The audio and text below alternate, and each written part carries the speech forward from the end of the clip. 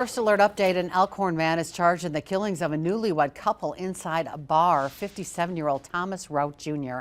is now facing 2 counts of first-degree intentional homicide and 1 count of attempted first-degree intentional homicide, armed robbery, and possession of a firearm by a felon.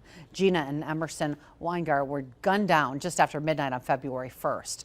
According to the criminal complaint, Rout was taken into custody a couple of days later. He eventually told police he threw his weapon and ammunition in a gas station dumpster. Rout told police that robbery was his motive.